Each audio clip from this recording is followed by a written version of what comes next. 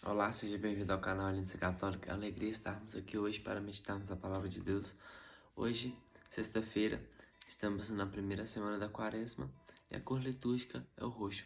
Inspirai, Senhor, as minhas ações e ajudai-me a realizá-las para que em vós comece, para vós termine tudo aquilo que eu fizer por Cristo Senhor nosso. Amém.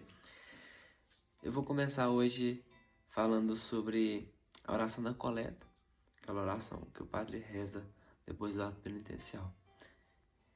Concedei, Senhor, que vossos fiéis que se preparam dignamente para a festa da Páscoa, de modo que a mortificação corporal assumida traga frutos e renove o nosso espírito. Olha, você vê aqui que fala. Será que nós estamos realmente nos preparando dignamente para a festa da Páscoa? Lembrando que a gente está no retiro quaresmal. São aí 40 dias para a gente meditar, a gente se aprofundar na palavra, para a gente rever alguns conceitos, alguns preceitos, algumas coisas que estão no nosso coração, alguma pedra que a gente precisa remover. Então nós estamos no tempo favorável. E aqui essa oração, ela pede ao Senhor que nos fortaleça pelas mortificações corporais assumidas, ou seja, aquilo que nós estamos fazendo para renunciar às nossas vontades, jejuns, abstinências, controle do nosso corpo. Isso é muito importante porque quanto mais nós mortificarmos a carne, mais nós glorificaremos a Deus, mais nós vemos que Deus, Ele nos sustenta. Às vezes a gente fala, a carne é fraca e a gente cede, mas se a gente tiver um posicionamento correto, posicionamento forte, fala, não, eu vou conseguir, a gente consegue. Eu não consigo fazer jejum, mas se hoje você consegue, se você fica meia hora sem comer todo dia, é claro que é um exemplo só, mas você só fica meia hora, você fala assim, hoje eu vou tentar ficar 40 minutos. Aí você vai aumentando o grau, você vai ver que Deus vai te sustentando. Não é você falar assim, vou fazer o jejum de pão e água, sendo que você nunca fez jejum. Não é desse jeito. É mortificar a carne devagar.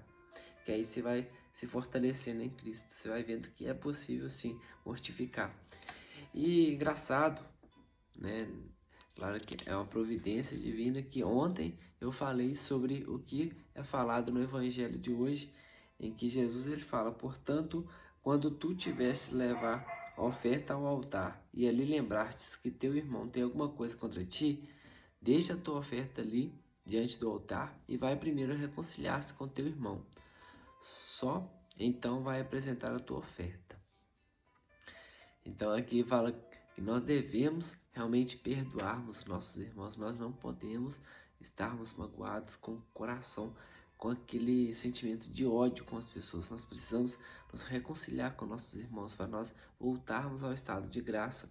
E aqui eu fazia um comparativo com entrarmos na fila da comunhão.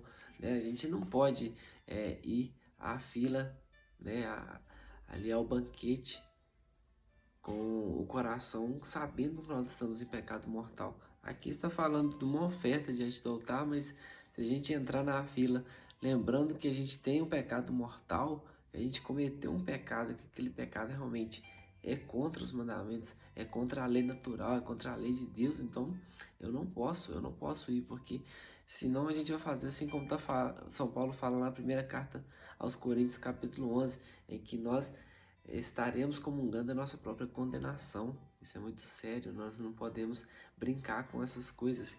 E aí, a gente vê também que nesse mesmo sentido, a primeira leitura no livro de Ezequiel nos fala que se um ímpio ele se arrepende e ele decide por amar a Deus e ele começa a respeitar os mandamentos, esse Deus olha para ele com bons olhos, ele vê que a pessoa mudou de vida. Agora, se uma pessoa que já é uma pessoa né, uma pessoa convertida, uma pessoa que já está na caminhada, ela cai, a pessoa ela cai em pecado e ela vive em pecado, aqui fala o seguinte, ó,